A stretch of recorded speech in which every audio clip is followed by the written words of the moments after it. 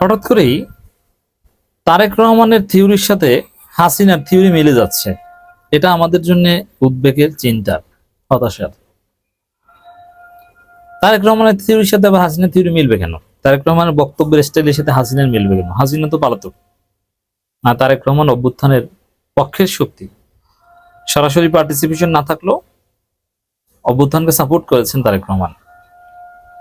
তো সেখানে ইতিহাসের নির্মম বাস্তবতা, ক্ষমতার কাছাকাছি চলে আসলে মানুষের চরিত্র থাকে না। যে কথাগুলো হাসিনা বলতো ক্ষমতায় টিকে থাকার জন্য, যে থিওরিগুলো দিত, এখন বিএনপি ক্ষমতায় আসার জন্য সেই থিওরি দিচ্ছে। হিসাব নিকাশ পাল্টে গেছে। একটু মনে করে দিই দর্শক, হাসিনার বক্তব্য কি ছিল 2014-তে, 2018-তে, 2024-এ? হাসিনা কি বলতো? হাসিনা বাহিনী তাদের মূল থিওরি কি ছিল? সাংবিধানিক ধারাবাহিকতা রক্ষায় যথাসময় নির্বাচন হবেই, নির্বাচন জরুরি, নির্বাচন না হলে এই হবে সেই হবে, কোন দলের জন্য অপেক্ষা করা হবে না। আর জনগণ ভোট কেন্দ্রে আসলেই অংশগ্রহণমূলক নির্বাচন। কে আসলো না কে আসলো এটা আমাদের দেখার বিষয় নয়, নির্বাচন যথাসময় হবে। এই যে যথাসময় নির্বাচন বা ভোট, কিন্তু সুষ্ঠু ভোট, কার্যকর ভোট, এগুলো নিয়ে কোনো কথা নেই। হাসিনার কথা ছিল ভোট হতে হবে, যথাসময় হতে হবে, সাংবিধানিক ধারাবাহিকতায় ভোট হতে হবে। তারেক রহমান একদম সেম কথা বলছে। হাসিনা ভোট ভোট ভোট জিকির করতো, টাইমলি ভোট, কিন্তু সুষ্ঠু নির্বাচন একথা কিন্তু বলতো না।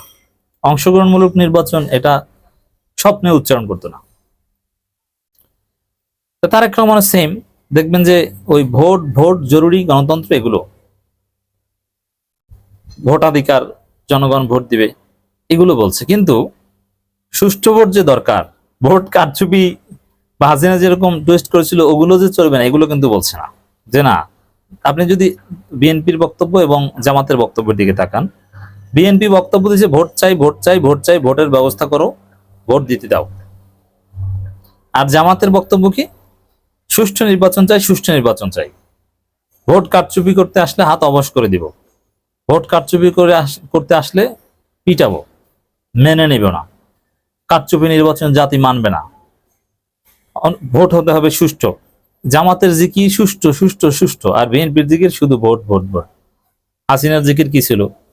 ওই সুষ্ঠু ছিল না। হাসিনার ভিতর জিকির ছিল ভোট। 5 বছরের পর একদম টাইমের মধ্যে ভোট, একদিনও এদিক ওদিক না। তাতে ভোট রাতে হোক আর দিনে হোক, টাইম ঘোরানো যাবে না, দ্রুত ভোট দিতেই হবে, অপেক্ষা করা যাবে না, ডিলে করা যাবে না। ঠিক আছে আর কিছুদিন পরে নির্বাচন হোক, না এটা হবে না, একদম ওই টাইমই হতে হবে।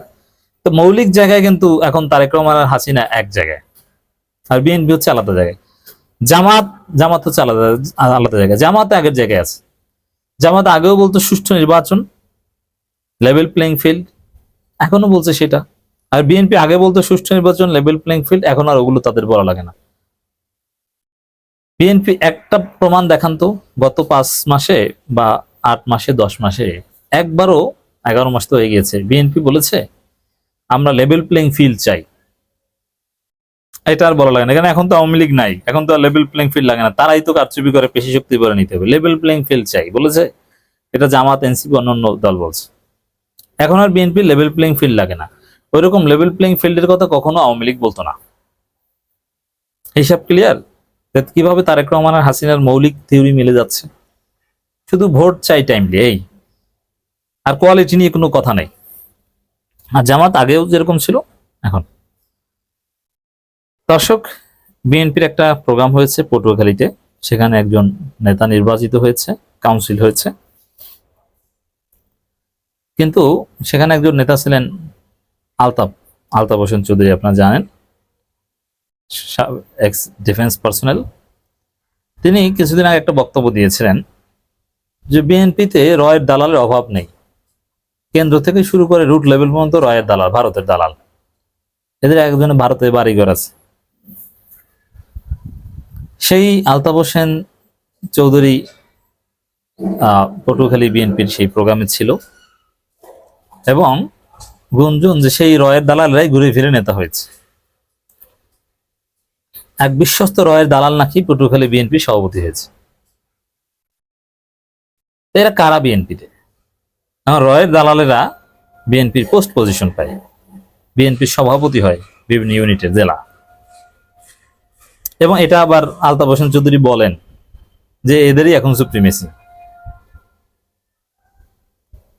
এটা অবাক লাগার মতো না?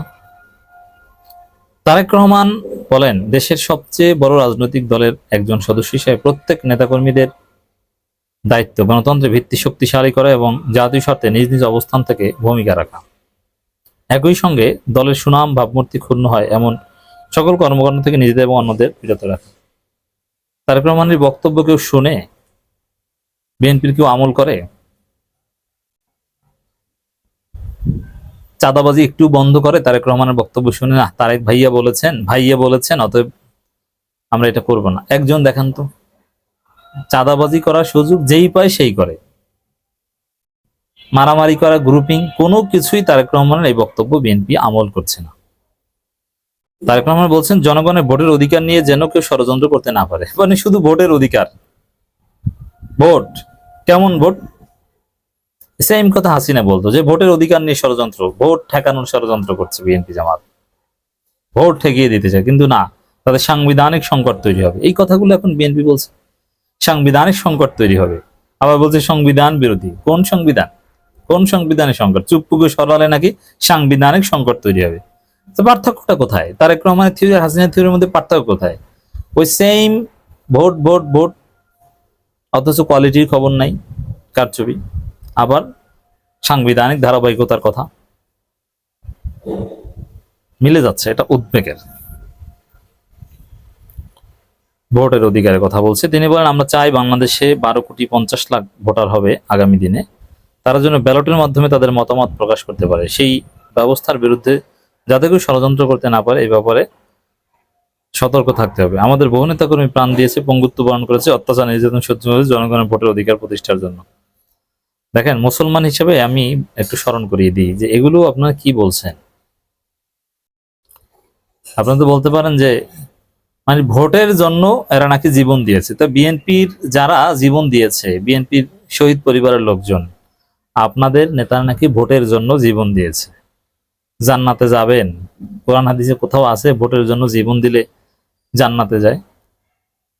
আপনি সামগ্রিকভাবে ইসলামী আন্দোলন, ইসলাম, মানুষের অধিকার প্রতিষ্ঠা, মানুষের কল্যাণের জন্য কাজ করতে যে জীবন দিয়েছেন, অন্যায়ের বিরুদ্ধে জিহাদ করে জীবন দিয়েছেন, জালেমদের বিরুদ্ধে প্রতিবাদ করে আপনি জীবন দিয়েছেন। হ্যাঁ, এই সামগ্রিকতার মধ্যে ভোট একটা পার্ট। আপনার সম্মান থাকে, আপনি পরকালে পুরস্কৃত হতে পারতেন, আপনাকে শহীদ বলা যায়। কিন্তু আপনি এগুলো কি বলছেন যে ভোটের জন্য জীবন দিয়েছি? তো ভোটের জন্য জীবন দিলে জান্নাতে যাবে কিনা একটু আলেম ওলামাদের কাছে জিজ্ঞেস করেন। এই শুধু ভোট ভোট এছাড়া কোনো কথা নাই। কেন আপনি সামগ্রিকভাবে দেশের জন্য কাজ করছেন এটা বলতে পারছেন না? আসলে এই ভোট কেন্দ্রিক হিসাব নিকাশ,